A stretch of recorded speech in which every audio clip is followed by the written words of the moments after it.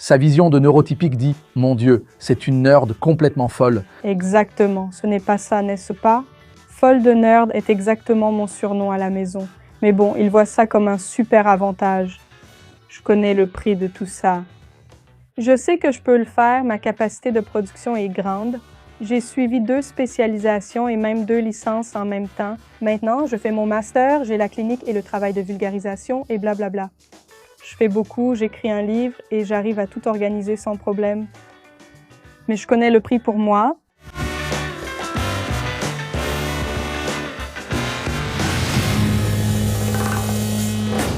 Bonjour à tous, voici l'une des épisodes les plus attendus. Après tout, chaque épisode est attendu si vous êtes ici parce que ce sujet vous intéresse. Aujourd'hui, j'aborde directement la polémique suscitée par la vidéo avec la psychiatre Mathéus. Ça a mal tourné, n'est-ce pas? Tu as vu ça? J'ai vu. Les gens ont critiqué. Je vais expliquer pourquoi. Non, ce n'est pas le cas, n'est-ce pas? Ce n'est pas une critique. Oui, bon, c'est ce fameux truc, tu as parlé d'une expérience à toi, et puis il y a eu José là-bas qui a dit « moi je ne suis pas comme ça ». Exactement. Ce qui se passe, c'est quand on invite ici pour parler santé mentale, je rappelle que le projet s'appelle Achismos, car je suis ignorant sur le sujet, je ne suis pas agent d'entretien, et quand j'invite une femme de ménage, c'est pour comprendre comment est l'univers d'une femme de ménage. Alors la femme de ménage, avec son expérience de femme de ménage, elle m'apporte des arguments contre parfois mes idées reçues, mes préjugés, mes stéréotypes, et ainsi de suite. J'ai invité Thaïsa, psychiatre, j'ai partagé mon expérience avec des rapports médicaux, puis elle a apporté son expertise et la discussion est devenue détendue et informative. Elle transmet l'information tandis que je partage mes opinions. Aujourd'hui, ce sera pareil. D'accord? Alors, j'ai amené ici... Mec, j'ai commencé un peu énervé, non? Non, mais j'ai amené ça ici, j'adore ce sujet. La santé mentale est l'un des sujets les plus marquants sur la chaîne. Je vais dire aux gens qui tu es, waouh, tu fais un carton sur Internet, mais tu es plus qu'une influenceuse qui cartonne sur le net, tu es une docteure, disons-le comme ça. Maria Nogueira Maya, neuropsychologue, psychanalyste et chercheuse dédiée à l'étude du cerveau humain, du neurodéveloppement et de la santé mentale. Spécialiste de l'autisme, du haut potentiel, des neurosciences cliniques et de la psychanalyse lacanienne. Pourquoi ai-je précisé cela?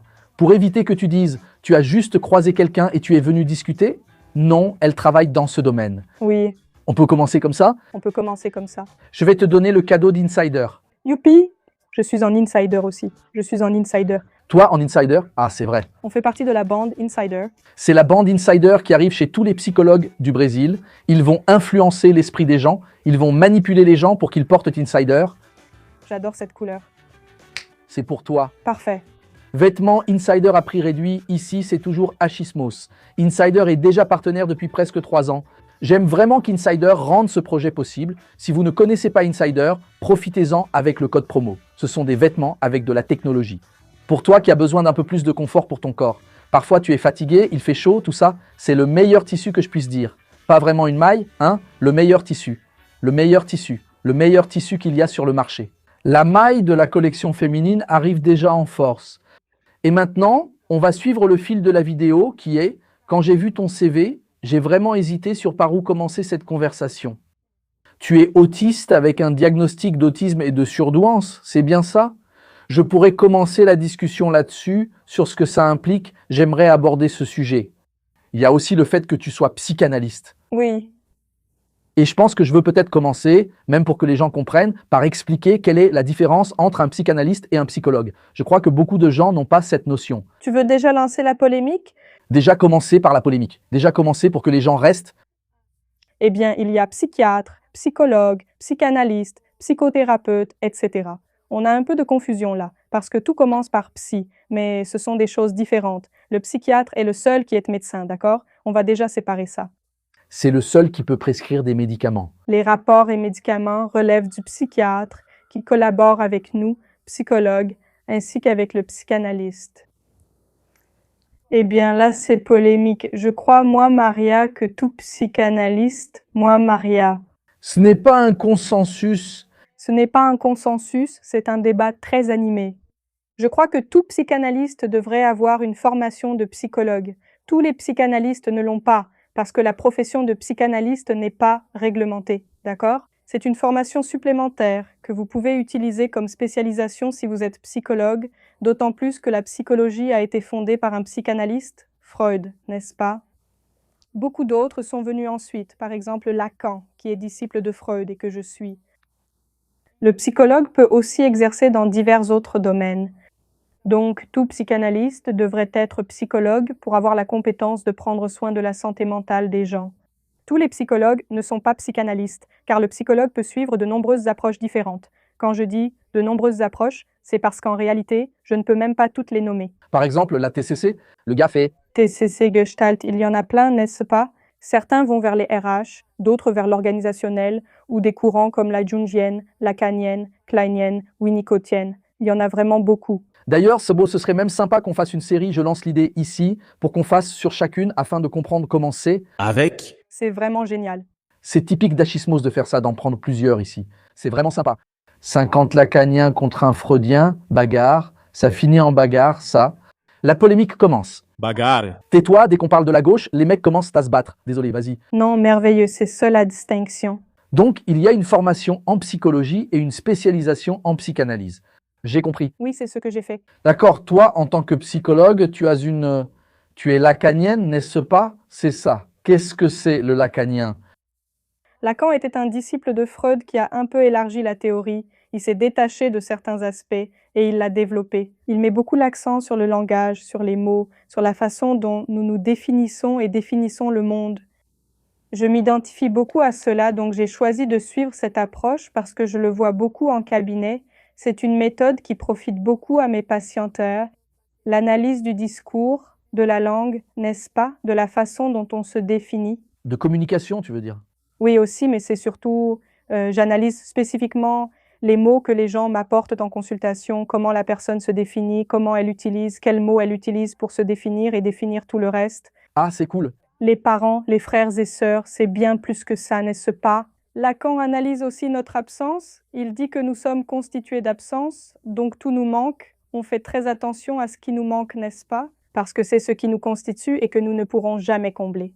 Donc il y a beaucoup de travail d'acceptation ici, de la manque, de réconciliation avec ce manque. C'est vraiment intéressant. Nous pouvons parler de Lacan ici avec elle. C'est vraiment intéressant. Parce qu'ici, ça va loin. Non, je suis sérieux, parce qu'on peut aller vers le chemin de la neurodivergence, mais il y a quelque chose de vraiment intéressant que je pense que, parce que la neurodivergence, évidemment, elle commence à peine dans notre discussion, parce qu'il y a des gens qui ne sont pas neurodivergents et qui disent « je ne veux pas savoir ça, je suis neurotypique et tout va bien ». Mais l'absence est quelque chose que tout le monde ressent. Et puis, Lacan, c'est un gars qui parle beaucoup de ça. Il y a une phrase, une fois, que j'ai entendue, je ne sais plus qui l'a dite dans un spectacle, que j'ai trouvée très intéressante, c'est « quand tu te concentres sur ce qui te manque, tu vas toujours ressentir ce manque, tout le temps, toujours ». Tu fais grandir ce manque, n'est-ce pas? Et ça, c'est quelque chose de millénaire, tu t'en rends compte? On a toujours un vide existentiel. Toujours. Impossible de le combler. Comment ferais-tu? Nous sommes constitués d'absence. Tout ce qu'on choisit dans la vie a un coût. Le coût, c'est l'absence, c'est ce qui nous manque à cet égard. Pas d'équilibre, comme dit ma grand-mère, équilibre-toi. Si, il y en a. Mais l'équilibre, c'est aussi une absence. L'absence des excès. Mince alors, là c'est foutu. Donc, tu vois, genre, il y a tout. Si je veux voir les choses sous cet angle, alors ce sera toujours comme ça. Ce truc du genre, tu n'auras jamais, la Torah dit ça, non? Le premier précepte de la Torah, c'est, tu n'auras pas tout. C'est-à-dire, mais c'est l'absence qui fait de nous ce que nous sommes, non? C'est l'absence, c'est cette quête de... L'absence est quelque chose d'humain. L'absence est nécessaire. Elle apparaît dès lors qu'on a une conscience, n'est-ce pas? Parce qu'avec la conscience, on arrive à choisir, pas seulement en se basant sur nos instincts, on fait des choix conscients. Et à partir de ces choix, on comprend tout ce qu'on n'a pas choisi, tout ce qu'on aurait pu faire, et les absences apparaissent. C'est le fameux gars, excuse-moi de t'interrompre, c'est le fameux cas du gars qui dit « Le jour où j'habiterai à la campagne, je résoudrai mes problèmes. » Et ça ne va rien résoudre du tout. Alors il va à la campagne et il va dire « Mince, ici, il n'y a pas de concert d'Oasis. » C'est exactement ça. C'est genre exactement ça. Alors, est-ce que notre discussion ne va pas porter sur la souffrance? On va vraiment parler de ça ici? Ce n'est pas ça, non. Est-ce que la souffrance est normale chez l'être humain ou bien y a-t-il des êtres humains qui ne souffrent pas? Eh bien là, tu as fait une équivalence entre l'absence et la souffrance, n'est-ce pas? Ce qui est curieux, parce que l'absence, quand on n'apprend pas à l'habiter, on n'apprend pas à la décorer. Disons comme ça, tu habites ton vide, tu le décores petit à petit, tu arrives à y rester un moment, Ta tête devient un endroit où tu aimes être, n'est-ce pas? Tu arrives à te réconcilier avec le fait qu'il y aura toujours un manque. Si tu prends ce chemin, l'absence n'est pas une souffrance, l'absence c'est la paix, parce qu'il y en aura toujours. Je n'ai pas besoin de chercher dans ma vie quelque chose qui me remplira totalement, car rien ne le fera. La plus grande partie de la souffrance humaine vient de cette croyance qui est fausse. Par exemple, au début de ma carrière, j'ai beaucoup travaillé avec des mères, j'ai travaillé avec des mamans, n'est-ce pas, qui avaient des bébés en soins intensifs. Donc spécifiquement les mères qui faisaient face à une situation de soins intensifs néonatales. De souffrance. Oui. Beaucoup me disaient qu'elles pensaient que la maternité allait remplir toute leur vie, tout l'espace, tout leur cœur. Et même si la maternité est quelque chose de très grand, gigantesque et merveilleux, et qu'elle remplit beaucoup, elle ne remplit pas tout, parce que rien ne remplit tout. Celles qui comprenaient, oui, je suis mère et j'adore ça, c'est la meilleure chose de ma vie. Mais j'ai encore besoin d'être humaine dans et cet aspect qui n'a rien à voir avec la maternité. Celle-là ne souffrait pas avec cette phrase. La maternité ne m'a pas complètement comblée parce que rien ne le fera. Donc je vais trouver d'autres choses à ajouter aussi. Est-ce que ça ne relève pas un peu du stoïcisme? Un peu. Parce que je pense qu'il y a une mode du stoïcisme en ce moment au Brésil. Oui, il y en a une. Je ne sais pas si c'est partout, mais au Brésil, je vois beaucoup de livres sur le stoïcisme, Marc Aurèle, et maintenant tout le monde se fait tatouer Marc Aurèle, alors qu'avant c'était des tribales. Une phrase stoïcienne par jour. Phrase stoïcienne. Ce stoïcisme que nous vivons, juste pour ceux qui ne comprennent pas ce qu'est le stoïcisme, moi aussi je suis idiot, d'accord? C'est juste pour être clair. Mais le stoïcisme, c'est presque comme une philosophie du je m'en fous, on va dire ça comme ça. D'accord. Je ne peux pas contrôler ce que je ne peux pas contrôler, je n'ai pas besoin d'en souffrir. J'ai fait un résumé vraiment court. Mais c'est un bon résumé. N'est-ce pas? C'est à peu près ça. C'est même une philosophie qui reste un peu dans le... Ce n'est pas une question d'être négligent, évidemment, mais c'est plutôt, est-ce que j'ai le contrôle sur la guerre en Iran et aux États-Unis? Je n'ai pas ce contrôle, alors pourquoi est-ce que je souffre à cause de ça? Parfait. Tu penses que le stoïcisme a du sens aujourd'hui, à une époque où notre génération se met beaucoup de pression? Pourquoi le stoïcisme revient-il en force? Y a-t-il une philosophie derrière cela? Je pense que c'est une philosophie facile à comprendre, d'accord? Donc, il est plus facile qu'elle ressorte et soit simplifiée. Le stoïcisme a, selon moi, cette particularité et correspond aussi à l'esprit de notre époque, n'est-ce pas?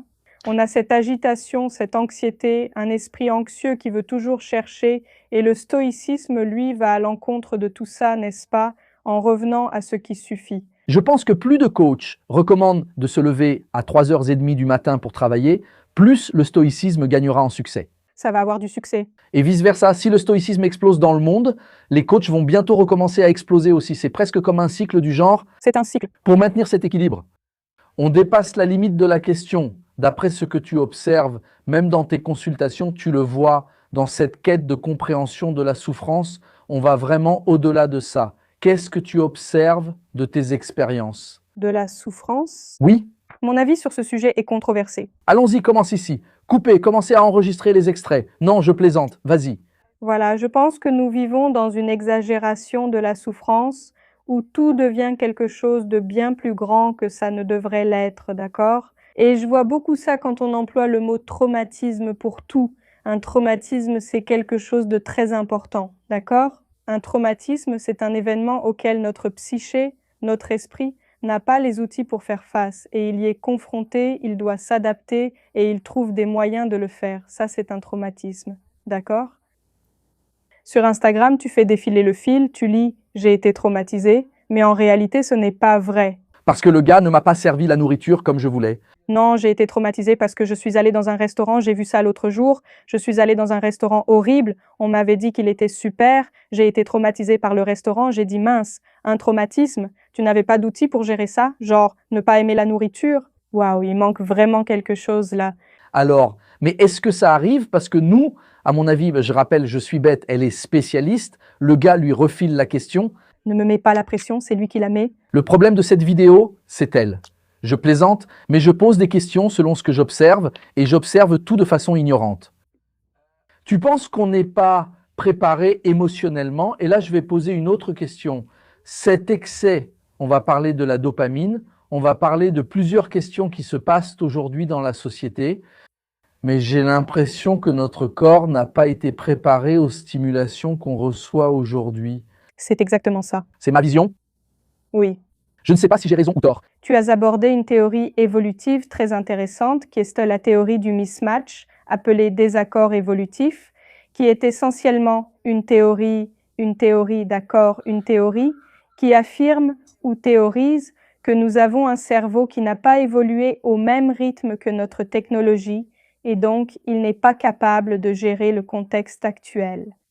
Donc il n'a pas la capacité de gérer l'excès de notifications, de se réveiller et de devoir faire face à l'écran du téléphone, d'avoir accès à des personnes de l'autre côté du monde et de savoir tout ce qui se passe tout le temps.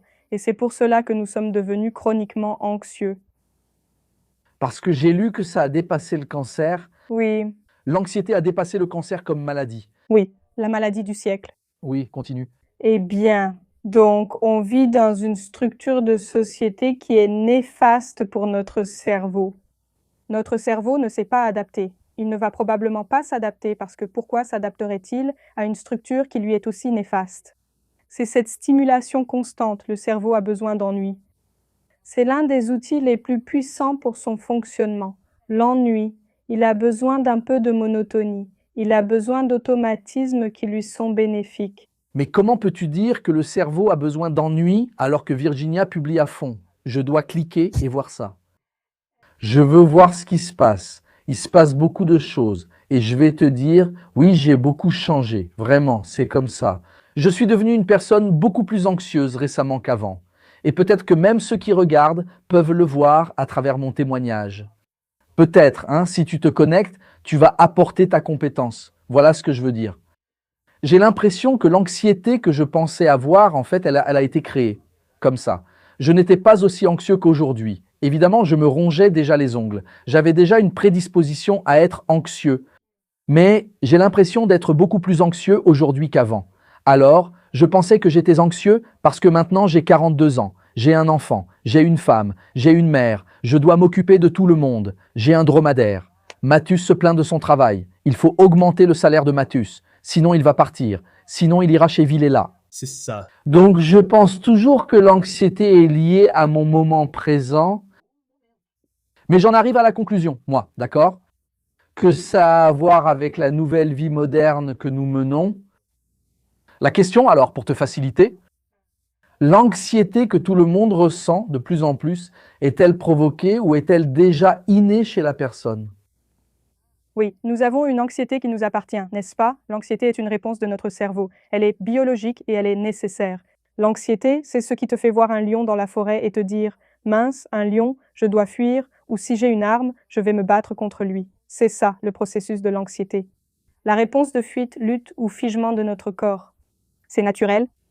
Quand on a des facteurs externes, par exemple, je peux dire que ce matin, j'étais anxieuse parce que j'allais venir ici. J'aime beaucoup ton podcast, alors j'étais un peu anxieuse d'être ici. C'était une anxiété qui avait une cause très claire qui a disparu en arrivant ici, en voyant que tu étais vraiment sympa. Je ne suis pas arrivé et j'ai demandé « Qui est le suivant ?» C'est ça, exactement. Voilà, c'est ça. Il est sympa. En te voyant sympa, mon anxiété a disparu. J'ai compris qu'elle était ponctuelle et servait à signaler une situation nouvelle perçue comme un danger par mon corps. D'accord? Cette anxiété était normale. Nous en avons tous. C'est simple, Nous en aurons et nous en aurons éternellement. C'est une partie de votre organisme. c'est ce qu'on appelle le fameux track avant de faire une présentation. Oui, c'est ça. Cette anxiété qui t'indique que tu es face à quelque chose d'inconnu et que tu dois bien évaluer ce que tu vas faire dans cette situation. Donc oui, celle-ci existe. Quelle est cette autre dont tu parles? C'est l'anxiété sans objet. C'est une anxiété avec laquelle tu te réveilles. Et puis tu vas te coucher et elle est toujours là. Et quand tu essaies d'en trouver la cause, c'est à peu près comme tu l'as fait. Tout, hein? C'est ça, et le fils, et l'épouse, et tout le monde ici, et ça. Tu comprends qu'il n'y a pas de « je suis anxieuse parce que mon fils va mal à l'école ». C'est une part de ma vie, pas liée à un événement ponctuel. Elle a toutes. Pourquoi est-ce que je pense qu'elle n'est pas créée mais exacerbée? Parce que nous sommes dans une période de nombreuses incertitudes sur le plan économique mondial, n'est-ce pas? Avec des guerres possibles, enfin... Mais je pense que cela crée ce sentiment d'anxiété chez presque tout le monde, chez ceux qui ont accès aux informations et voient ce qui se passe. Je pense que c'est exacerbé, parce que par exemple, si je suis anxieuse et que j'ouvre mon téléphone, je commence à me comparer aux personnes qui semblent ne pas être anxieuses, parce qu'elles montrent une vie parfaite. Et puis je vais sur les stories de Virginia. Elle s'est réveillée, a mangé une pomme, emmené son fils à l'école, bu un shake, mangé une pomme, c'était sa routine. Je me compare à ça et je me dis, mince, aujourd'hui je n'ai même pas réussi à faire ça parce que j'ai eu une crise d'anxiété. Oui, ça alimente tout ça et on ne sort pas de ce cycle, donc l'anxiété, elle ne s'arrête pas, tu ne la ressens pas et elle continue de grandir. Pourtant, tu la ressens et tu l'alimentes avec plein d'autres choses. C'est pour ça que la pire chose à faire en se réveillant, c'est consulter son téléphone, parce que ton corps est encore en train de se réveiller. C'est la pire chose. Et là, tu entres et tu es dans la tranchée avec Donald Trump. Exactement. En train d'attaquer l'Iran. Exactement, je l'ai déjà remarqué. Ça n'a aucun sens. Parce que toi, et autre chose, quand tu avais la télévision, tu avais en quelque sorte le contrôle sur ce que tu allais regarder, parce que tu connaissais les horaires de ce qui passait. Tu te disais, Globo passe le journal, SBT passe un dessin animé, je vais ici, là je ne sais pas.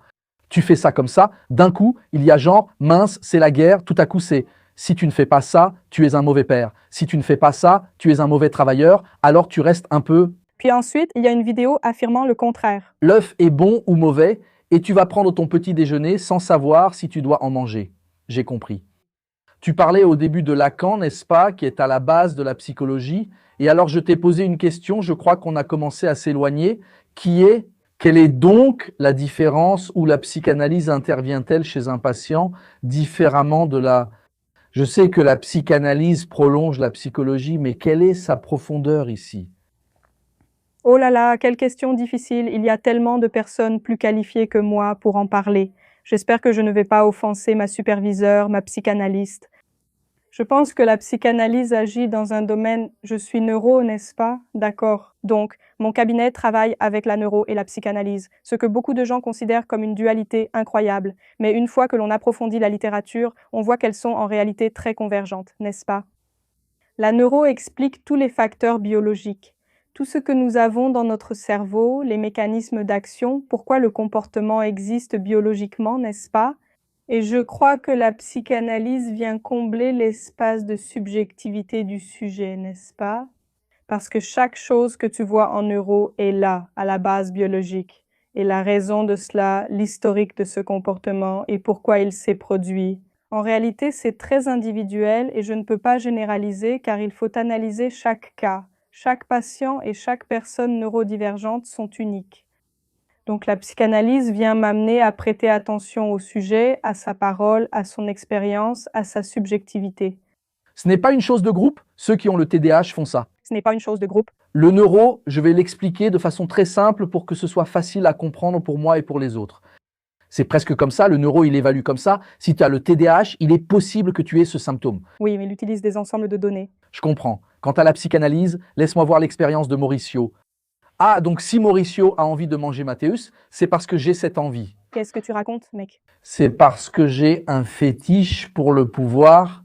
Je comprends. C'est ça. Oui, peut-être. Si tu arrives à cette conclusion, tu sais, la psychanalyse ne te donne pas de réponse. Elle cite des réponses. Je peux citer... Mais une chose, tu as dit qu'une chose est congruente, n'est-ce pas, à l'autre? Oui. Oui. Mais en même temps, je me dis, c'est peut-être pour ça qu'il y a eu une certaine polémique dans ma vidéo précédente, n'est-ce pas? Qui est, même si j'ai un diagnostic de neurodivergence, j'ai une individualité et une expérience qui ne sont pas forcément liées à ce diagnostic. Oui. La psychanalyse essaierait donc de comprendre l'origine de ce sentiment, c'est ça? Oui, elle n'évaluerait pas pourquoi vous avez ce sentiment, mais plutôt comment vous l'élaborez, comment vous êtes par rapport à ce que vous avez. On ne s'attache même pas trop au diagnostic, n'est-ce pas, en psychanalyse, ce qui est une partie avec laquelle je ne suis pas tellement d'accord, parce que moi-même, j'ai mes propres diagnostics et ils m'ont énormément aidé à me comprendre. Mais quand je suis au cabinet, par exemple, en analyse, le patient et moi, on ne parle pas de ça, on parle de l'expérience. Donc j'ai dit, écoute, par exemple, c'est un sujet, j'ai toujours eu beaucoup de difficultés à garder des amitiés, vraiment beaucoup. Pour les personnes à haut potentiel, c'est quelque chose de très courant, très courant. C'est très difficile, généralement les amis qu'on a sont eux aussi neurodivergents. Ou alors ils sont aussi à haut potentiel, tu vois, car ils comprennent mieux ta façon de penser et que tu es peut-être plus distant, parce que je suis toujours dans ma propre tête tout le temps. Donc voilà, je traitais ça. Le sujet n'était pas la surdouance, ce n'était pas pourquoi je suis comme ça, c'est d'accord comment je me sens d'être comme ça, qu'est-ce que je pourrais faire, pourquoi cela me constitue autant, quel est le manque qu'il y a là-dedans. Donc ce que tu es en train de me dire, c'est presque comme une obligation, c'est moi qui pose ça ici, je suis en train d'imposer ma règle ici, tu sais pourquoi? Parce que, tu vois, moi, je vois une série de personnes, moi, Mauricio, je vois, waouh, on est vraiment sur la défensive, je m'en fiche de toi, Jean commentaire, c'est notre erreur, je suis un peu effrayé, je n'étais pas ce gars-là, Mathéus, maintenant j'ai peur. Moi, personnellement, Moi, Mauricio, j'ai peur que Moisès qui habite à Recife vienne m'embêter. Allez, restons ici, oublie les autres. Mais alors, pourquoi je pense ça? Parce que je vois une série de personnes qui ont un diagnostic et qui justifient leur comportement à cause de ce diagnostic. c'est ça. C'est le gars qui dit « j'ai braqué une banque, c'est parce que je suis TDAH », tu vois ce genre de choses? Comme si, les gars, vous devez comprendre que je frappe ma mère parce que je suis borderline, donc c'est normal, non? Il y en a beaucoup. Alors, qu'est-ce que tu en dis? Qu'est-ce que j'en pense? Oui, je pense que c'est mal. Non, enfin, ce que tu trouves mal, c'est ça, mais qu'est-ce que tu en penses vraiment? Trop de diagnostics. Tu crois que les gens veulent un diagnostic pour se justifier ou pour être soulagés? J'ai parfois l'impression que le diagnostic est devenu comme un signe astrologique. Oui, c'est ça. Avant, c'était Sagittaire, maintenant c'est TDAH, le nouveau signe astrologique. Les deux combinés, Merde, je suis Capricorne avec TSA. Je suis autiste avec Balance, c'est pour ça que je frappe les gens. exactement. Alors, il n'y a pas ce truc où la personne ne veut pas chercher à s'améliorer et préfère se contenter du diagnostic? Je pense que c'est très sérieux et très réel, ça arrive, d'accord? Ça arrive même en clinique, je le vois tout le temps chez mes patientex quand je pose des questions, n'est-ce pas? Je fais ce processus d'évaluation neuropsychologique. Alors, pourquoi veux-tu ce diagnostic? Certains disent, je ne veux pas ce diagnostic, je veux juste savoir si j'ai ou non, mais je ne le souhaite pas pour moi. Intéressant, non? Certains disent, non, je me sens bizarre. J'ai besoin de comprendre s'il y a quelque chose de tout ça ou pas. L'autre répond, non, je suis sûre d'être TDAH, ça va expliquer beaucoup de choses dans ma vie. Je dis, d'accord. Ce sont trois approches très différentes pour le même processus, le même diagnostic. Ce troisième, généralement, je veux expliquer beaucoup de choses, c'est celui qui finit par utiliser ça comme une béquille. Béquille. Le diagnostic, il n'est pas mauvais. Ce n'est pas quelque chose de mauvais. Avoir plus de diagnostics non plus, ce n'est pas mauvais. Ça veut dire qu'on a réussi à élargir un peu, à mieux comprendre ce qu'est l'autisme, par exemple. Eh bien, je ne sais pas si tu le sais, l'autisme a été créé comme catégorie diagnostique sur la base d'études faites uniquement avec des garçons, uniquement des hommes. Seuls les garçons étaient concernés, sans phénotype féminin de l'autisme. C'était dans les années 70, 80 et jusqu'à aujourd'hui. Le phénotype féminin de l'autisme a, je crois, été reconnu en 2014.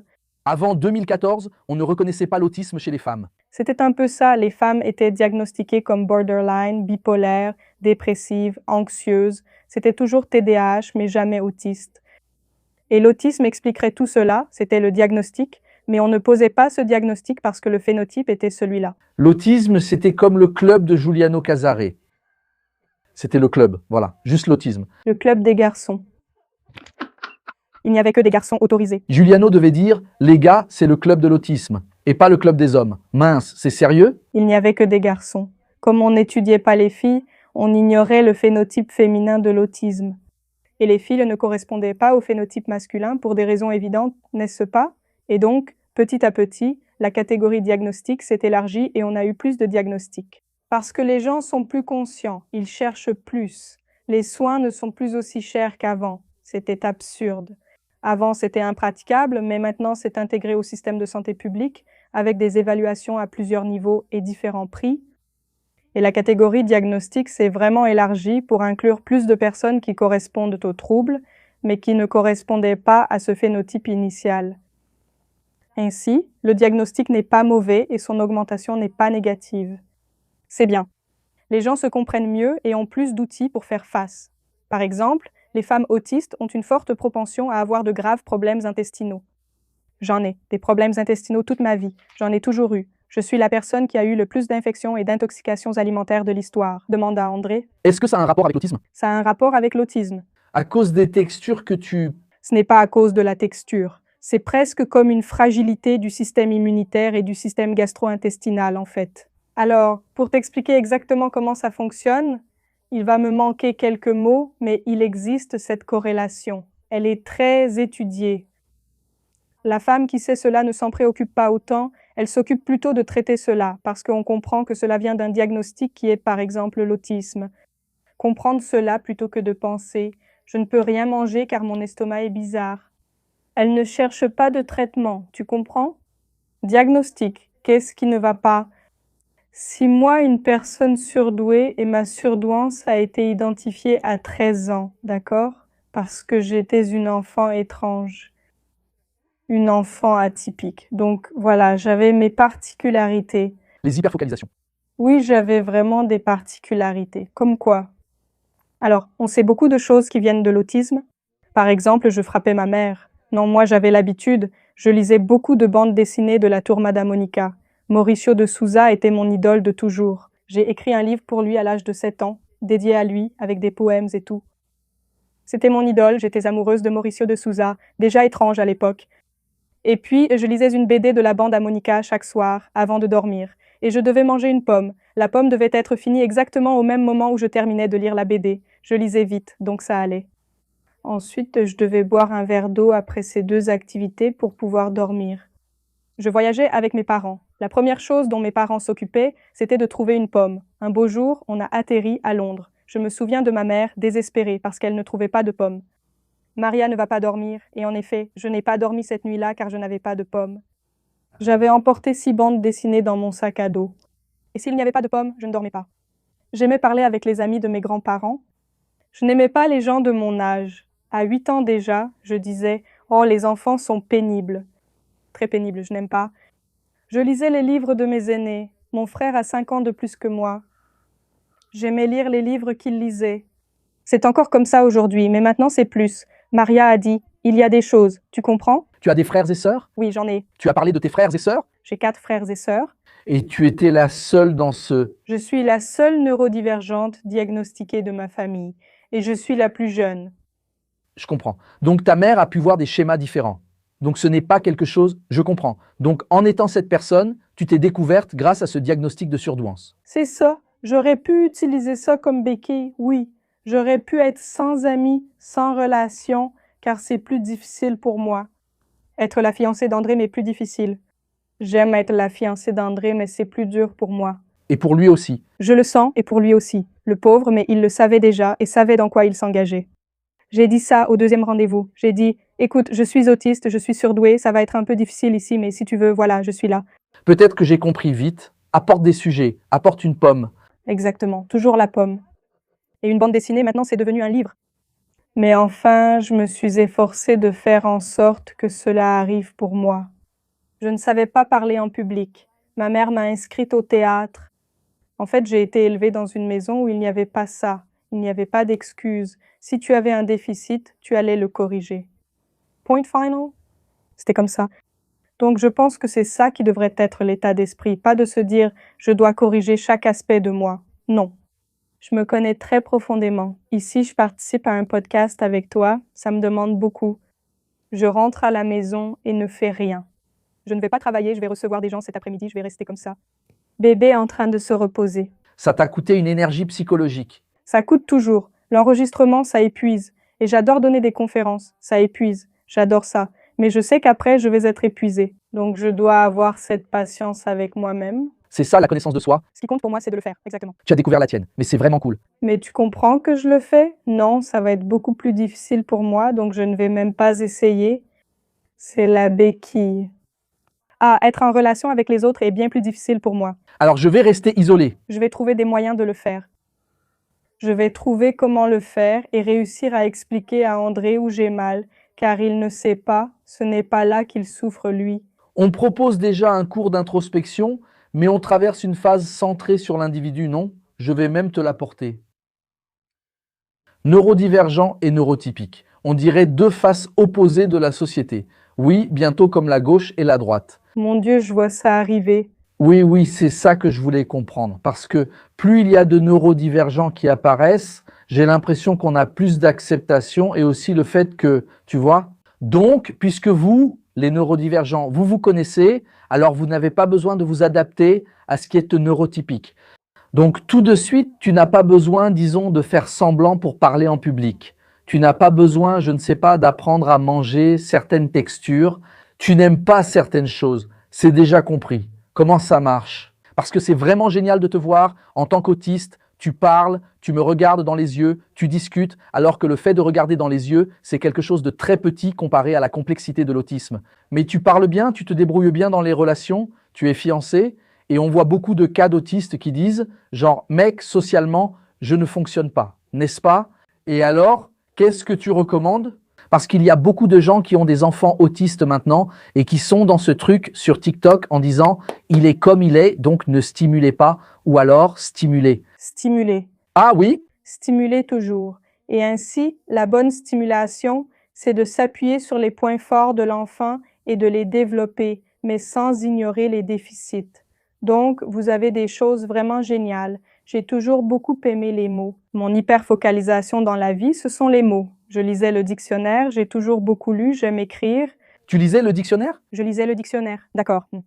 Je lisais. Mon père avait un jeu appelé Empuña chez nous, qui était essentiellement un jeu où chacun disait une lettre à tour de rôle.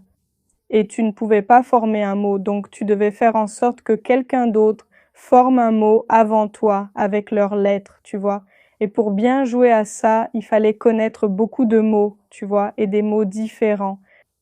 Je lisais le dictionnaire, encouragée par mon père et mes parents, car ma mère a toujours beaucoup lu. J'ai toujours aimé les mots, j'aimais écrire. Mes parents m'ont encouragée autant qu'ils pouvaient dans ce domaine, vraiment tout. Ils me donnaient tous les livres qu'ils pouvaient me donner, ils me donnaient le dictionnaire, différentes versions de dictionnaire, des cours pour parler français, des cours pour parler anglais, des cours pour parler toutes les langues, des bandes dessinées. Ils m'encourageaient beaucoup dans ce domaine. J'avais un point vraiment faible, c'était vraiment d'arriver à établir des relations avec des personnes de mon âge, tu vois. Ils n'ont pas ignoré, ils ont dit « Maria est comme ça, mais elle est douée pour ça, alors on la laisse souffrir ici ».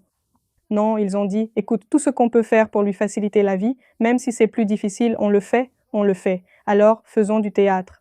J'ai suivi des cours de socialisation avec ma première psychologue. J'ai fait de l'orthophonie pour parler comme je parle maintenant, donc voilà. Je pense que faire ça, ce n'est pas se conformer à une identité neurotypique parce que, tu vois, je ne m'identifie pas, je n'ai absolument aucune intention de me faire passer pour une personne neurotypique. D'ailleurs, je dis, le reste de la journée est perdu pour moi. Oui, et ceux qui ignorent ton diagnostic diront « elle est paresseuse, elle n'a fait qu'une interview aujourd'hui, Elle n'a fait qu'une seule chose, mince. elle ne fait rien, elle pourrait faire n'importe quoi ». Exactement. Il s'agit de respecter tes propres limites. Je me respecte parce que je ne fonctionne pas comme une personne neurotypique dans ce sens, qui sortirait d'ici, irait à un autre travail ou à un autre podcast et continuerait sa vie normalement. Mais quand tu as commencé le théâtre, après les encouragements de ton père à prendre des cours, à quel point ça a été douloureux pour toi? Au début, beaucoup, parce que c'était ça, j'étais traitée comme une enfant typique dans cet environnement, d'autant plus que je n'avais pas, tu vois, le diagnostic d'autisme et j'ai dû faire des efforts. Mais de cet effort est venue, tu vois, la capacité.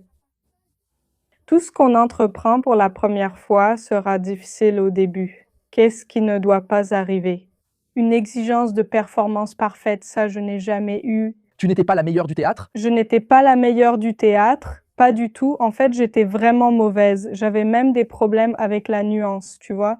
Donc vraiment, j'étais mauvaise, j'étais nulle. Mes parents étaient là, ils ne m'obligeaient pas à me présenter. Ils me faisaient aller en cours, mais pour la présentation, ils comprenaient que c'était quelque chose de très personnel pour moi et je pouvais dire « ça, je ne veux vraiment pas le faire, s'il vous plaît ». Et ils disaient « d'accord, J'ai compris. tu es allé aussi loin que possible ».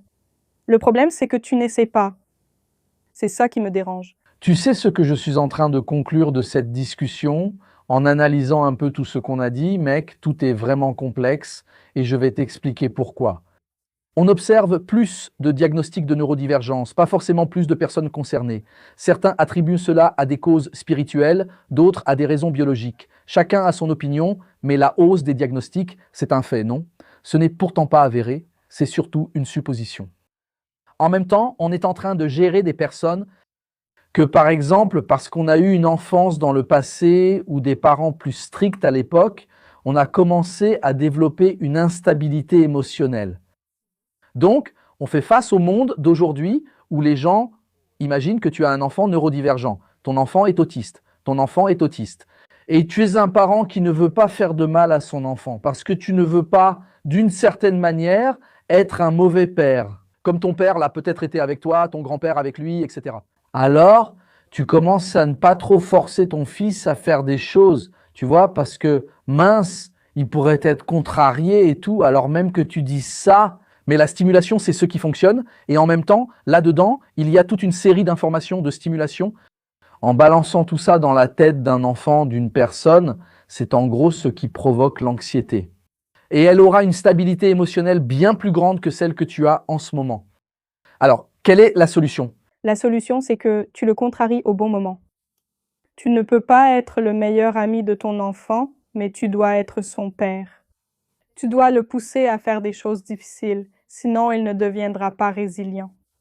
Donc il y a une limite et elle n'est pas si fine que ça entre ce qu'est un père émotionnellement distant, abusif, qui force, qui cause une souffrance explicite à un enfant, et un père qui la pousse à faire des choses difficiles pour son propre bien, mais qui a de l'empathie et de la compassion quand elle atteint ses limites. C'est tout. Tu te souviens que tu as parlé au début de toute cette discussion est liée, d'accord? Parce qu'au début, tu as parlé d'excès et de manque, n'est-ce pas? Absence. Absence. Exactement. Une chose en entraîne une autre, n'est-ce pas? Parce que si tu es le meilleur père du monde, le meilleur ami du monde, tu es peut-être négligent. Sur plusieurs autres aspects. Sur plusieurs autres aspects. Bien sûr. Et la vision que j'ai, même de mon entourage, d'amis qui sont pères, etc. La plupart des gens ont un peu peur de provoquer ce genre de choses. Je ne veux pas causer de traumatisme, je ne veux pas que mon fils soit forcé à quoi que ce soit, mais je pense que l'équilibre est tellement difficile. Tu fais ça avec beaucoup d'amour, et un amour explicite, pas un amour implicite, comme c'était très courant dans les générations précédentes, n'est-ce pas? Mais je l'aime. Mais combien de fois tu dis à ton fils que tu l'aimes? Pas besoin de le dire. Un enfant a besoin de l'entendre. C'est ça, oui, c'est presque comme ce n'est ni 0 ni 5. Oui. Avant, je ne disais rien. Il doit apprendre par lui-même. Ma règle, c'était ça. Il va devoir découvrir tout seul. Et maintenant aussi, c'est genre, j'y vais et je le réveille pour tout faire. Oui, tu sais ce qui fonctionne bien? La conversation. Si tu écoutes ton enfant, il te dit ce dont il a besoin. Donc voilà, je rentrais à la maison et je ne peux parler que de mon expérience en tant que fille parce que je ne suis pas encore mère, mais je rentrais à la maison et je pleurais auprès de ma mère parce que je n'arrivais pas à me faire des amis. Ce n'est pas quelque chose de bien. Tu te sens vraiment distante, tu te sens étrange, tu te sens... Je n'arrivais pas à me faire des amis. Je ne comprenais pas comment les gens allaient vers les autres au parc et disaient « on peut parler, on peut être amis ». Je n'ai jamais prononcé ce genre de phrase, je ne savais pas faire. Il fallait que quelqu'un me choisisse, vienne et m'aborde sur un sujet qui m'intéressait, par chance. Sinon, je restais là, je ne connais pas ce sujet, je n'ai rien à dire, c'est un autre sujet. Est-ce que ça t'a fait du mal? Je rentrais chez moi en pleurant, ce n'était pas agréable. Je comprends, mais au début, beaucoup, dont tes parents, pensaient que tu vivais dans ton petit monde. Maria est timide, Maria est intelligente. J'ai toujours eu ces étiquettes, n'est-ce pas? Maria se pose de grandes questions sur le monde, sur la vie, sur la mort. Je réfléchissais sur le canapé, tu as vu? Une enfant fait pareil, regarde. Je pensais comme ça, puis ma sœur arrivait. Elle disait « Maria, à quoi tu penses ?» Je disais « Je pense qu'un jour, tu vois, on ne sera plus là. » Genre, tu vois, à 6 ans. Cortella, oui. Qu'est-ce que la vie? Qu'est-ce que la vie? C'est moi ça. Quelle folie. Mais je souffrais à cause de ça. Mes parents pouvaient choisir, me laisser souffrir et dire « Oh, ma pauvre, c'est plus difficile » et je n'aurais pas développé ce côté-là. Ou alors ils pouvaient dire « Écoute, il y a une chose. » Ils ont parlé avec mon médecin à l'époque. Il a dit « Il y a une bonne solution pour ça, c'est le cours de théâtre. » Des cours de théâtre, des psychologues spécialisés et un orthophoniste sont disponibles. Si elle a ces 3 aspects, travaillons sur ces 3 aspects pour qu'elle se sente plus à l'aise avec qui elle est. pas pour qu'elle soit parfaite. On parle business, Maria, quelle merveilleuse conversation. C'est très difficile, non? On parle de business basé sur l'argent. On va y arriver. Grâce à Dieu, tu as eu des privilèges, tes parents ont réussi à te faire accéder à de bonnes structures. Comment on fait dans un pays ou dans plusieurs autres sociétés où la personne n'a pas d'argent? Et là, tu vois de quoi je parle. Ton fils, il a une neurodivergence. Tu sais qu'il est différent, il subit du harcèlement à l'école. Quelle est la recommandation? Que faire sans dépenser 600 réés pour une consultation hebdomadaire? Eh bien, il y a de bons psychologues et de bons services dans le système de santé publique, mais il y a d'énormes files d'attente et de nombreux problèmes inhérents à ce processus. Ce n'est pas pour dire de ne pas essayer, essayez, il y a des professionnels merveilleux dans le SUS. Mais je pense qu'une des choses que l'on peut faire, c'est chercher des soutiens communautaires. Ils existent.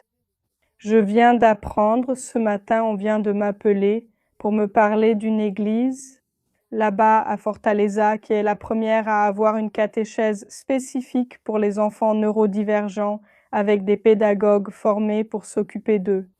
Donc un super groupe de soutien. Il existe ces endroits, il faut les chercher, ils sont gratuits, il faut les chercher. Autre point, utiliser Internet peut être très mauvais, mais aussi très bon. Utilisez la ressource que vous avez pour en comprendre un peu plus. Cherchez à comprendre votre enfant, c'est le plus grand soutien qu'il aura dans la vie, c'est le plus important qui existe. C'est une situation très loin de l'idéal, très loin d'être bonne. D'ailleurs, c'est mauvais, n'est-ce pas, ce que nous avons actuellement avec les inégalités et cette question des privilèges. Ce n'est pas tout le monde qui va inscrire son enfant à un cours de théâtre, mais il se peut qu'il puisse trouver, par exemple, dans le sport, qui est quelque chose de très accessible ici au Brésil, dans les systèmes publics, dans les mairies. Il pourrait trouver cet espace dans le sport, donc comprendre quelles sont les alternatives viables, n'est-ce pas, et en apprendre davantage sur vous-même à ce sujet. Mais c'est bien que tu en parles comme ça. Encourage-le. Pourquoi? Mince, mon fils ne veut pas faire de football, mon fils ne veut pas faire de natation, mon fils ne veut pas faire de théâtre. Généralement, un enfant qui est neurodivergent, il a tendance à ne rien vouloir faire, qui soit en dehors de sa zone de confort. D'accord? L'idéal, c'est de l'encourager. Oui, fais-le. Insiste. Fais-le, donne-lui le réconfort dont elle a besoin pour y aller, n'est-ce pas? Que tu sois le point de réconfort. Le réconfort, mais pas que toute sa vie soit seulement une zone de confort. J'espère qu'elle sera médaillée olympique. Oui, non, elle y va pour découvrir de nouvelles choses et s'adapter à de nouveaux environnements, parce qu'il y a une adaptation. On aime beaucoup voir les enfants neurodivergents comme incapables de s'adapter, mais ils ne sont pas incapables de s'adapter. D'ailleurs, les traitements fonctionnent, la thérapie ABA fonctionne, l'orthophonie fonctionne. Que veut dire? Ça fonctionne? Elle devient une enfant normale? Non, ce n'est jamais ce que nous voulons. Nous voulons qu'elle devienne indépendante, autant que possible, autant qu'elle le peut, parce que de l'indépendance vient la satisfaction à l'âge adulte. Elle peut se développer, n'est-ce pas? C'est ça l'objectif, qu'elle développe ses compétences, quelles qu'elles soient. Alors je te demande, de nos jours, il y a beaucoup de neurodivergences diagnostiquées, n'est-ce pas? Bien plus que je ne m'en souviens, j'ai déjà amené quelqu'un ici pour parler de l'autisme. C'était une discussion intense. Il y a 3 ans, il a dit un truc comme ça. Sur 60 enfants, il y en avait un, et je pense que ce nombre a augmenté. C'est maintenant une personne sur 20. Ça avance et il y a de nombreuses possibilités, comme je l'ai mentionné en plaisantant sur mon machisme. Ça peut être le côté A ou B. Certains sont neurodivergents, d'autres neurotypiques. De ton point de vue biologique, clinique, spirituel, tu penses que cela va devenir un avantage ou un défi à l'avenir? Oh là là, il y a beaucoup d'arguments, non? Je ne sais pas si l'autisme est un super pouvoir, honnêtement. Je ne sais pas, mais je le vois beaucoup dans ma vie avec André, tu vois. Mon fiancé est neurotypique. Il a même quelques petits traits qui font un peu penser à un TDAH, mais pas assez pour remplir les critères de diagnostic. C'est juste le téléphone portable? C'est ça, haha. C'est juste trop de YouTube? Son cerveau fonctionne comme un téléphone, je pense que c'est peut-être pour ça, mais bon. On remarque une grande différence dans ma façon de travailler. Et puis André dit, tu as un super pouvoir, c'est choquant, tu arrives à t'asseoir et à écrire. Dans sa vision de neurotypique, il dit « Mon Dieu, c'est une folle de nerd ». Exactement. Ce n'est pas ça, n'est-ce pas? André, nerd folle, c'est exactement mon surnom à la maison, mais bon, il voit ça comme un super avantage. Je connais le prix de tout ça, donc je sais que je peux le faire. Ma capacité de production est grande. J'ai suivi 2 spécialisations et 2 facultés en même temps. Maintenant, je fais un master, j'ai la clinique, le travail de vulgarisation et j'écris un livre. Malgré tout, j'arrive à tout gérer. Mais je sais le prix que ça a pour moi. Lesquels? Je sais où je souffre. Mon état émotionnel n'est pas très bon pour être honnête. Dis-moi, c'est quoi ton état émotionnel? Il me manque. Par exemple, tu t'attaches beaucoup à, je sais pas, comment on dit? À, je sais pas, tu serais, comment on appelle ce terme? Tu recherches tout le temps la qualité, tu es perfectionniste. Oui, mais je ne pense pas que ça me gêne beaucoup. Il y a une chose, c'est que j'avais, mais je n'ai plus maintenant, un problème d'autopunition très fort.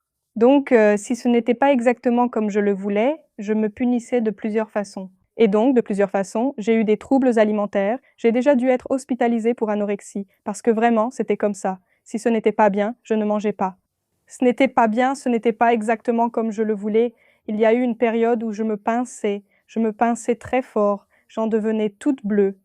Mon entraîneuse de volley m'a retirée de l'équipe principale car j'étais trop exigeante envers moi-même, allant jusqu'à me blesser. C'était mon schéma. J'avais un schéma constant. J'ai fait beaucoup d'analyses pour améliorer ça, j'y suis parvenue. Sur le plan émotionnel, je ressens beaucoup plus qu'une personne typique. Donc, on ressent. C'est exactement ce qui se passe. C'est exactement pareil pour moi, je ressens 6. D'accord. Anxiété? Une très forte anxiété, tout le temps, n'est-ce pas? Ma tête ne s'arrête jamais. Je dois la mettre en mode manuel pour l'éteindre. Donc, ce que j'ai dit qui a créé la polémique, c'était, d'après mon expérience, encore une fois, c'était comme ça. Non, c'est parce que ce que j'ai dit, c'est que j'ai un bilan de surdouance, que je trouve que c'est un nom vraiment nul, je l'ai déjà dit clairement. Horrible. Parce que haute capacité ou surdouance, c'est comme si on disait pour le diabète, genre trop sucré. C'est comme dire, ce n'est pas une crise cardiaque, il a eu de fortes palpitations. Tu te dis, mec, putain de nom stylé pour un truc qui est une vraie merde. Oui. Mais quand j'ai dit que c'est un truc qui est une merde, beaucoup de gens qui sont surdoués ou qui ont des enfants surdoués se sont sentis offensés. Ah oui? Je trouve aussi que le nom est nul. Je suis d'accord avec toi là-dessus. Ouais, parce que j'ai dit, punaise mec, ce nom romantise, parce que par exemple, il est surdoué, waouh, Einstein est arrivé, monde magique. Punaise, parce que c'est comme ça, et c'est même marrant de dire, j'ai une surdouance, waouh, il est trop fort. On dirait que tu dis déjà que c'est amusant. C'est un nom qui crée, il a une énorme bite. À chaque fois que tu me dis ça, je trouve ça un peu débile. C'est pas un peu débile? Maintenant tu parles comme ça, mec, je suis alcoolique. Très mauvais. Beaucoup. Maintenant non. Ouais, je prends de fortes doses, c'est cool, il boit bien, il sait s'amuser. Cool, branché. Je trouve que le nom... C'est un nom horrible. Pourquoi changerais-je pour de grandes frustrations? Je ne sais pas. Il doit y avoir quelque chose dans ce nom, j'en suis même un peu gêné d'en parler. Tu vois que je baisse la tête à chaque fois que j'en parle. Tu parles comme ça? Je suis autiste. Je suis très intelligent. Non, je ne suis pas intelligent. Parce que les gens ne savent pas, tu vois, on pense beaucoup, je vais dire comment c'est pour moi, ma tête n'arrête pas de penser, mais personne ne dit que les pensées sont bonnes. Non, généralement non. Les gens croient que j'essaie de guérir le cancer ou de sauver l'économie du Brésil, alors que je pense juste à autre chose. Un paiement échelonné. Non, quelle idiotie! Pourquoi le grillon fait-il du bruit? Tu sais, des trucs qui ne sont pas importants. L'hélicoptère a un klaxon, je reste 3h30. Tu comprends? C'est ma condition. Quand je l'ai dit, ça a créé une grosse polémique, car ce n'est pas vrai, et patati et patata. J'ai dit, et je le répète à ceux qui apprécient mon travail, que mon grand avantage est celui-ci. Punaise, oui, j'arrive tout le temps à prévoir les scénarios, j'y arrive. Je suis un workaholic fou, Mathéus le sait. Presque rien.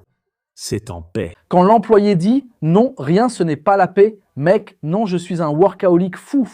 Je vais te dire, il y a des moments où je suis à la maison, 2 heures sans rien faire, ça me fait bugger la tête. Je me dis, pourquoi je ne fais rien?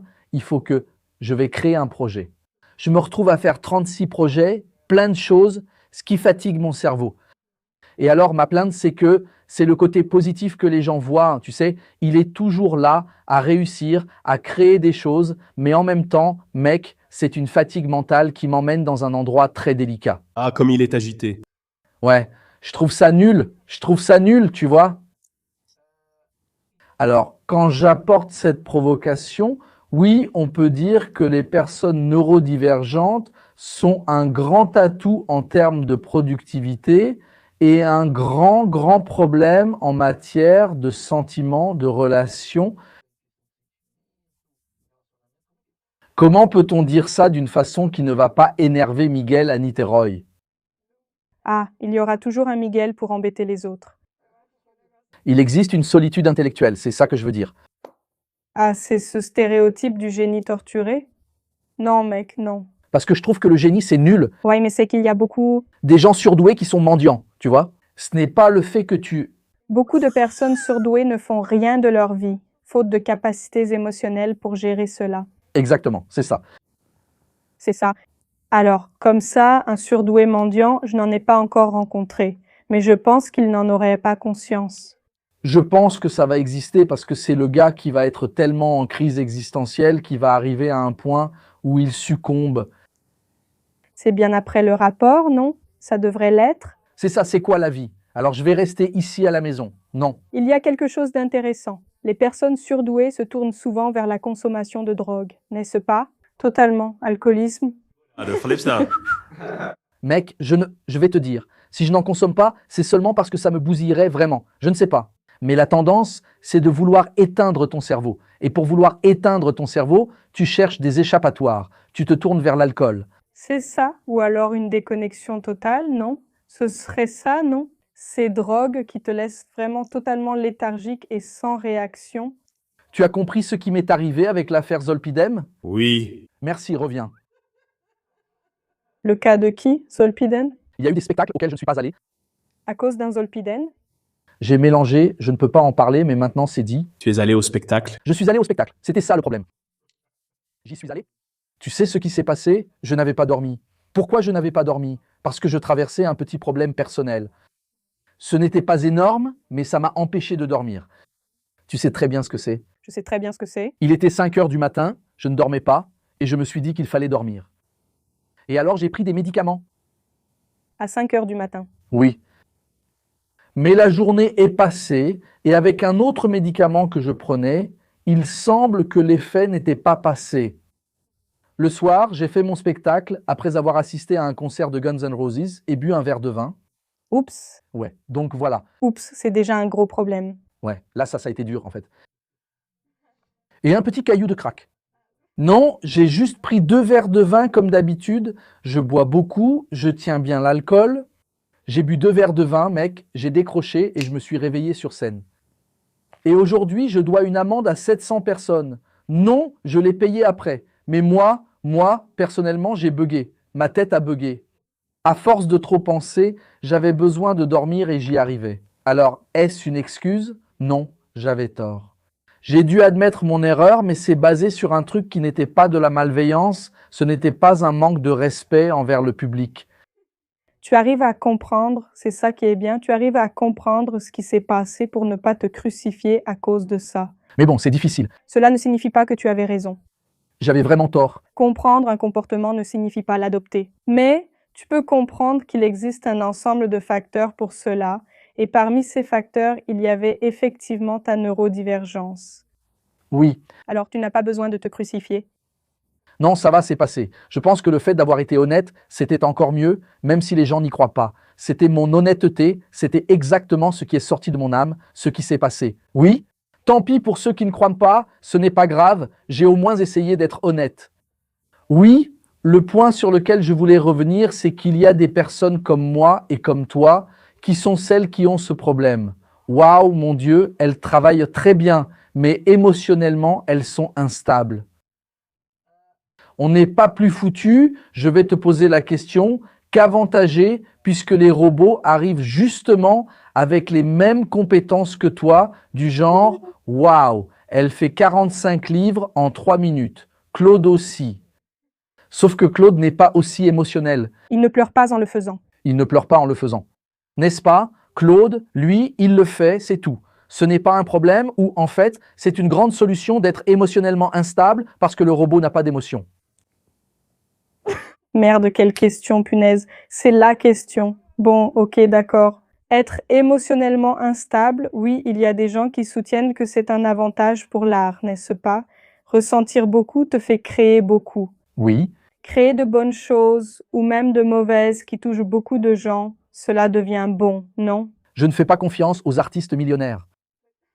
Je ne lui fais pas confiance. Il est trop à l'aise et marié depuis 5 ans. Tu ne considères pas Romero Brito? Je ne considère pas. Pour moi, un artiste doit être dans la galère. Si je vois le gars, Dino Santa Cruz, je ne sais pas. D'accord, il est dans la galère. Il est au Hortofruti à 6 heures, je me dis que je n'écouterai pas son disque, il va très bien. Qu'il aille se faire foutre. Je veux voir ce type à terre dans le caniveau. Il y a ce mythe, c'est un mythe, d'accord. Les personnes plus sensibles ont tendance à être plus créatives. On ne sait pas si c'est parce qu'elles sont plus créatives qu'elles sont plus sensibles, ou si c'est parce qu'elles sont plus sensibles qu'elles sont plus créatives, ou s'il n'y a aucun lien et que ça coexiste simplement, d'accord. On ne sait pas. Mais on sait qu'il existe cette corrélation, on ne sait juste pas si c'est une relation de cause à effet ou non.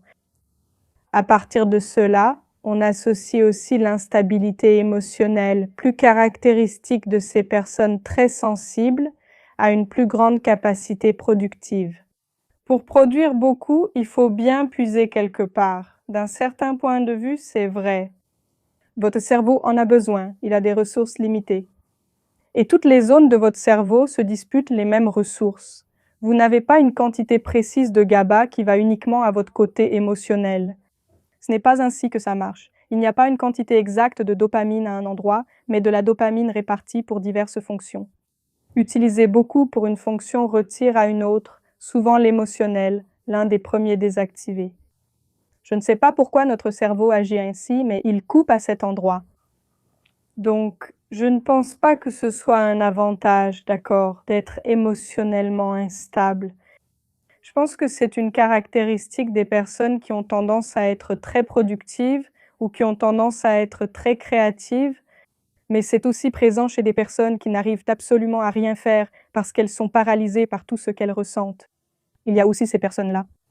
Donc, je pense que c'est partout. Ce n'est pas forcément un avantage, c'est un inconvénient pour les relations, mais si on regarde purement du point de vue de la productivité, il y a des personnes très stables qui font leur travail, genre, je n'arrive pas à imaginer un ingénieur émotionnellement instable. Genre, pour moi, ce gars-là, il était là tout tranquille en train de faire ses calculs. J'ai remarqué qu'il y a beaucoup d'ingénieurs autistes. Ah oui, il y en a. D'ailleurs, L'autiste n'est pas toujours instable émotionnellement. ah bon? Non, je croyais qu'il l'était à cause de cette histoire de relation. Non, ce n'est pas forcément de l'instabilité émotionnelle. D'ailleurs, il y a Ça ne provoque pas d'instabilité émotionnelle? parfois, mais je ne peux pas dire que c'est le cas pour tout le monde. Oui, On ne peut pas généraliser, non. Tous. Par exemple, la surdouance est beaucoup plus liée à l'instabilité émotionnelle que l'autisme. le TDAH aussi. J'ai compris. Plus que l'autisme. Le problème, c'est de mélanger, n'est-ce pas? Mais parce qu'on est en train de découvrir. Le problème, c'est que moi, c'est les deux. Non, ce qu'on est en train de découvrir, c'est qu'il y a beaucoup de double exceptionnalité, n'est-ce pas? Il y a le gars, il est autiste avec TDAH, l'autre, il est surdoué avec autisme, un autre TDAH avec surdouement. C'est parce que la neurodivergence est un spectre, tu vois, comme la roue des couleurs, la roue chromatique. Oui, C'est un peu comme ça, toutes les couleurs prennent un peu des autres couleurs et c'est comme ça que la roue des couleurs se forme. Ce n'est pas un spectre comme ça, où ici c'est grave et là c'est léger. C'est un spectre comme ça où tu peux être à n'importe quelle position parce que pour certaines choses, tu vas avoir besoin de plus d'assistance et pour d'autres, tu vas avoir besoin de moins d'assistance. et on revient encore une fois dans le passé, prouvant que mon TDAH est bien présent, c'est-à-dire le grand mal de notre société, comme on l'a dit dans la société moderne, c'est l'incapacité à gérer l'ennui.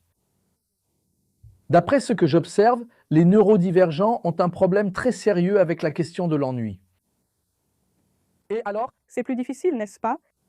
Imagine, ton cerveau ne s'arrête jamais. Tu dis, on fait une pause, tu continues, mais moi je ne reste pas immobile.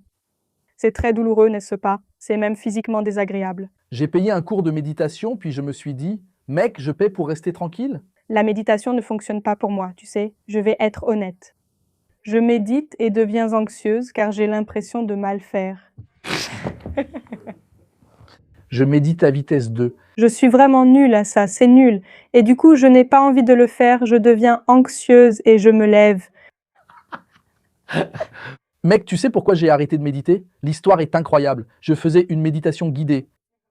Tu as déjà arrêté? Non, j'ai arrêté la méditation guidée. Il a commencé la semaine dernière et il a arrêté. Non, j'ai arrêté la méditation guidée. Ah d'accord. Je faisais une méditation guidée. Je mettais un casque et quelqu'un me parlait. Mon Dieu. Et là, elle reste. Non, respire, inspire. Je pensais à la personne sans méditer, juste en restant là. Et puis, il y a eu une fois où j'étais à la maison, mec, et elle disait « Inspire ». Alors, j'inspirais. Respire, je respirais et elle a dit « Inspire ». Inspire. Et là, entre le moment où elle disait « Inspire » et le suivant, la batterie s'est épuisée. Alors, j'ai inspiré et je me suis endormi, j'ai raté mon rendez-vous. Alors, j'ai dit « Je peux pas faire ce truc, mec ». Du coup, j'ai changé pour une où je crée un genre de mantra ici, pour rester. Je m'endors facilement en méditant. Pour moi, la méditation, c'est réaliser que je me suis endormi ou perdu. Ouais, je me perds, je me trompe. Je t'en ai parlé en voyage. Ça doit être l'enfer mentalement. Quoi? On n'en a pas parlé? De quoi? Une tête qui ne s'arrête jamais. Pourquoi la méditation est-elle bénéfique? J'évoque ici une méditation que j'ai apprise, basée sur un mantra et une certaine immersion. Ah, je fais ça. En répétant? Tu restes concentré dessus pour ne pas penser à autre chose. Parce que si tu commences à penser à autre chose, d'un coup tu es, je sais pas, en train de penser à n'importe quoi et tu ne sais plus gérer. Parce qu'il existe plusieurs formes de méditation. Celle-là, la méditation guidée, n'a pas marché pour moi et peut-être qu'elle ne marchera pas pour toi non plus. La mienne, c'est celle du silence total et tu observes tes pensées comme des petits nuages. J'ai aussi pris des cours.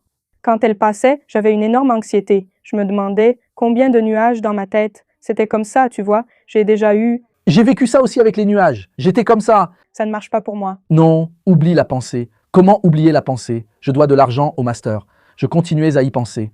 J'entrais chez Vorkaro, à sa fête, puis au concert de Coldplay, et ça empirait. Après la méditation, j'allais encore plus mal. Maintenant, je suis énervé, je pense au master. Je devenais fou. Parfait. J'ai besoin de quelque chose qui dirige mon attention, qui ne soit pas la mienne, sans que ce soit ma création. Là, le mantra trouve vraiment sa place, tu vois. Tu es coincé dans ta tête? J'adore être dans mon esprit. Je trouve que mon esprit est un endroit très confortable où rester, vraiment. Il est agité et il a tous les aspects. J'ai vu quelqu'un parler de ça, cette Eileen Gu qui a gagné les Jeux olympiques de ski. Je ne sais pas qui c'est, mais Elle est parfaite et elle a un état d'esprit vraiment merveilleux. Et elle a donné une interview où elle dit quelque chose de très similaire à ce que je ressens. Elle dit « Je pense beaucoup ». Je suis une personne extrêmement introspective. Je passe beaucoup de temps dans ma tête, mais d'une manière scientifique. Pas du genre « je souffre, je suis prisonnière de ma tête ». Plutôt, ce schéma est intéressant. Que pourrais-je faire pour changer cela ici? Ou regarde comme ma réaction à cette situation est intéressante. Mince, pourquoi ai-je réagi de cette façon? Alors, quel exemple pourrais-je donner qui ne soit pas compromettant? Parce que de temps en temps, je parle de mes amis et puis elles viennent me dire « Mince, je sais que tu parles de moi sur ton Instagram, mince ». Alors je dis « Il faut toute une discussion ». Mais de temps en temps, je me retrouve dans une situation où, par exemple, je ressens de la jalousie envers une amie à moi. Mince, je ne suis pas quelqu'un de très jalouse, mais moi et André rient. J'ai ressenti un peu de jalousie envers une amie, car après l'avoir présentée à une autre amie, elles sont devenues proches. Alors tu sais quand tu ressens cette petite pointe du genre « Vous êtes amis, mince, vous êtes amis grâce à moi ». je devrais toucher 10% de cette amitié. Exactement. C'est toi qui as fait la négociation. Ou être le mien, mais exact, sauf que j'étais contente. Et puis après, j'ai ressenti un peu de jalousie. Ma réaction initiale n'a pas été « Waouh, je suis une horrible personne. Regarde ». Je ressens de la jalousie envers une amie à moi que j'ai absolument voulu présenter parce qu'elle s'entendrait très bien. J'ai réagi « Waouh, intéressant. Cela m'a rendu jaloux. Pourquoi? À quoi cela me fait-il penser? Pourquoi? Pourquoi ce sentiment est-il apparu au lieu de simplement ressentir de la joie? Tu sais, un peu scientifique, un peu « je peux, tu peux, t'as la neuroplasticité pour faire ça ». Tu vas demander pourquoi j'aime l'eau, pourquoi pas tout le temps? Non, il y a des choses, il y a une explication, non? Les gens, non. Non, oui, je dis ça, mais tout ne devient pas un grand... Non, Non, ce sont des choses ponctuelles, ça doit être des choses ponctuelles. sinon tu ne deviens pas fou. Oui, non. C'est ce que je voulais dire. C'est presque comme si je me disais, mince, pourquoi j'ai un mauvais ressenti? C'est quand c'est mauvais, généralement, ou du genre « Pourquoi suis-je si agité aujourd'hui ?» Au lieu de dire « Waouh, je suis très agité » et d'alimenter ça et de faire un million de choses. C'est « Waouh, pourquoi suis-je si agité aujourd'hui? Est-ce qu'il y a quelque chose que je pourrais ralentir ?» Tu sais ce qui m'a sauvé? Je vais te dire un truc qui m'a beaucoup aidé et je vais parler de l'anxiété. Je suis quelqu'un de très anxieux, de plus en plus, tu vois, comme je te l'ai dit. Et le jour où j'ai vu mon fils anxieux, c'est là le grand avantage d'avoir un enfant. Parce que quand tu as un enfant, Tu dois corriger en toi certaines caractéristiques pour pouvoir aider ton enfant à aller mieux. Je ne veux pas que mon fils souffre comme moi. Il va souffrir d'autre chose, mais pas de ce dont je souffre, parce que je ne veux pas qu'il me regarde et dise « je vais faire comme papa, n'est-ce pas ?» Alors j'ai commencé à essayer de corriger mon anxiété pour mon fils jusqu'à comprendre la sienne. Et là, je suis arrivé à une conclusion où j'ai dit « mec, 100% des choses auxquelles je pense catastrophiser dans le futur, c'est presque comme si je projetais mon présent dans un futur qui n'arrivera pas comme ça. » Alors on pense comme ça, mince, je vais donner un exemple nul, il faut que j'achète un terrain à Santa Catarina parce que là-bas ça cartonne, je sais pas, je vais donner un exemple nul ici. Alors tu penses comme ça, ok, ça c'est ma vision de 2026, parce que peut-être que dans 10 ans, Santa Catarina, je sais pas, aura un tremblement de terre et ce terrain que j'ai acheté n'aura plus de sens là-bas dans 10 ans. Tu considères cela comme une nouvelle version de ton présent, mais à partir de maintenant, ce ne sera plus exactement comme aujourd'hui. D'ailleurs, si tu regardes les 10 dernières années, tout ce que je t'ai dit qui s'est passé, si tu avais fait une planification préalable, elle n'aurait pas été 100% fidèle. Planifier est important, mais vivre seulement selon un plan à 10 ans te stressera, car rien ne se passera comme prévu, tu ne contrôles pas tout. C'est pourquoi je me suis tourné vers le stoïcisme. Je ne peux pas prévoir ce qui m'arrivera dans 20 ans, je n'en ai aucune idée. Non, tu n'as pas toutes les variables. J'ai un aperçu de 10%, pas de 100. Et je pense que ce qui cause le plus d'anxiété, c'est ce à quoi je suis arrivé comme conclusion, c'est d'essayer d'avoir le contrôle sur l'avenir. Tu ne l'auras pas parce que tu ne sais pas. L'Iran peut attaquer le Brésil dans 6 ans. On ne sait pas. Tu as tout prévu, ce qui va te frustrer. Ça m'a facilité la vie. Alors je commence à traiter mon fils comme si c'était « Fils, on ne sait pas ce que sera demain. Détends-toi. » Cela l'a poussé à vivre davantage le présent, même si c'est très difficile. C'est l'idée de faire de ton mieux avec les moyens et infos que tu as. Donc tu ne peux décider que maintenant. Tu ne peux pas décider pour la personne que tu seras dans 5 ans, alors ça ne sert à rien d'y penser. C'est pour ça qu'il y a la souffrance. Oui, Parce que tu vas toujours créer un subterfuge. il y en a toujours. Il y a toujours une source de souffrance, toujours. Tu penses que les neurotypiques souffrent moins que les neurodivergents ou Je crois qu'ils perçoivent moins leur souffrance.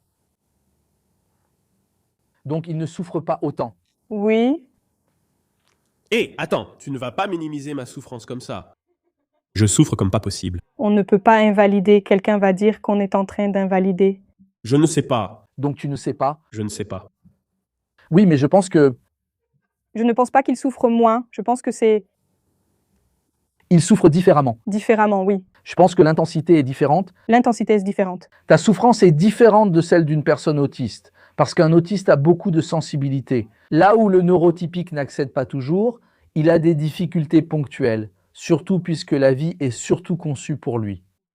Donc, évidemment qu'il y a plus de frustration quotidienne. Tu vois, le gars veut, je veux avoir une voiture, je ne sais pas moi. Le gars n'en a pas, il est énervé. L'autre ne pense pas à la voiture, mais à son rôle dans l'héritage de la société. Je ne sais pas. Oui. Ou bien j'ai dit une bêtise? Oui, c'est possible car il y a ce type de personnes dans les deux cas. Par exemple, un autiste hyper focalisé sur les voitures peut en souffrir, tu comprends? Je veux vraiment ce que je ne peux pas avoir. D'ailleurs, la souffrance est déjà quelque chose qui est étudié depuis bien longtemps, avant même qu'il y ait des diagnostics. Oui, c'est humain. C'est humain. Elle part de l'expérience humaine. Alors voilà les amis, vous allez souffrir toute votre vie. Toi qui as cliqué sur cette vidéo en pensant « Waouh, ils vont répondre à mes questions et à partir de demain, je serai heureux. » Laisse-moi te dire un truc, ça n'arrivera pas. Parce que tu vas souffrir toute ta vie. Mais la souffrance crée de magnifiques œuvres. C'est ce que j'allais dire. Mais ce n'est même pas seulement ça, c'est qu'il n'a pas besoin d'être quelque chose de catastrophique. Exactement, c'est là le point, savoir gérer ça. Le problème, c'est de ne pas savoir gérer le problème. Je l'ai bien dit, Je l'ai très bien dit. parce que je pense que c'est ça le problème. Parfait. Il y aura des problèmes, D'accord. tu dois savoir comment réagir face à eux. Si tu ne sais pas réagir, alors là, on a un problème. Oui, comprendre ce que tu peux vraiment contrôler et ce qui échappe à ton contrôle. Ce que tu peux vraiment contrôler, ça va être 0,5%, même pas 1%. Alors, c'est ça les gars, l'autoconnaissance, comprenez pourquoi vous avez un problème, découvrez pourquoi vous avez un problème, résolvez vos problèmes intérieurement. Et tout n'a pas forcément besoin d'aller dans le sens des diagnostics ou pas de diagnostics, des thérapies ou pas de thérapies. N'est-ce pas? Tu as même parlé de ça, non? Tu as dit que tu n'es pas vraiment favorable à ce que tout le monde fasse une thérapie. Non, Il y a des personnes qui en ont besoin. tout le monde n'en a pas toujours besoin. On dit que la thérapie, c'est ainsi. On y entre et on y reste pour toujours, et tout le monde doit faire pareil. Je trouve que cela banalise la thérapie. La thérapie est un processus lent, un processus inconfortable où l'on se regarde soi-même, où l'on examine ses relations avec les autres et avec soi-même, et où l'on travaille pour améliorer cela, pour comprendre et élaborer tout ça. Quand tu dis que tout le monde doit toujours faire une thérapie, la personne qui en a vraiment besoin risque d'arrêter de chercher, pensant que c'est juste un lieu de plus pour se confier, et va plutôt parler à ses amis. L'autre aspect, c'est que ça devient une question d'image, non? Genre, je fais une thérapie, je suis plus évolué que toi. Et le travail que c'est de faire une thérapie est minimisé et la personne y va juste pour y aller. Oui, certaines personnes en ont parfois besoin, non? Oui, je crois qu'à un moment donné, ce sera un outil utile pour tout le monde. À un moment de la vie, cela pourrait être un outil utile. Est-ce que ce sera forcément l'outil que tu choisiras? Non. Je crois que c'est la meilleure que nous ayons. Oui. Mais est-ce qu'elle est ta vie? Non. Est-ce qu'elle a du sens pour tout le monde à tout moment? Non. C'est tout. Parfait. J'ai adoré cette discussion. Je veux en avoir plus souvent. Très bien, invitons-la. Tu sais ce que je voudrais, franchement? Un jour l'inviter, qu'on commence à parler comme ça, discuter de ce que sont les choses. Qu'est-ce que le bonheur? Qu'est-ce que la neuro? Sortir du côté technique et aller vers J'adore ça. les sentiments. Je veux l'inviter pour discuter ensemble. D'ailleurs, Mauricio, tu vas sortir encore plus anxieux? Non. Au contraire, C'est vrai? plus éclairé. Parfait. On parle seulement de ce qu'est la souffrance. Imagine si on discutait de ce qui est cool. Il y a tant de choses sympas à partager. Elle et d'autres personnes, on pourrait faire quelque chose de sympa. Et j'ai vraiment envie d'apporter les points de vue de différents psychologues. De courants différents? Je veux. Ça va être sympa. C'est pour la santé mentale, frère. Ouais? Respectez. Respecte. Les gars, si vous avez aimé cette vidéo, Je respecte. mettez un like, commentez. C'est aussi pour qu'on sache si le travail est bien fait. Rappelons que ce projet s'appelle Achismos. L'idée est de combiner l'information avec des expériences vécues et ainsi créer ce type de contenu. Si ça vous a plu, mettez un like. Dans la description de la vidéo, vous trouverez toutes les informations sur la docteure. Je vous appelle docteur. Non, pas encore. Je l'appelle comment? Maria, ça peut aller. Maria de Maria. Je l'appelle comment? Pas encore, parce que je suis encore en master. Un doctorat, je ne sais pas. C'est pareil. Tu peux m'appeler Maria? Si elle n'est pas docteur, annule la vidéo. Il y a des gens comme ça, des colonels. Il y a des gens un peu chiants. Oui, les informations du colonel Maria sont juste en bas. C'est son grade. Le grade de colonel. Vous cliquez, évidemment, vous aurez plus de détails et plus d'informations sur ce qu'elle dit, n'est-ce pas? En rappelant sa compétence et sa spécialisation. Enfin, merci, soyez gentils les uns envers les autres et prenez soin de vous. Au revoir, au revoir.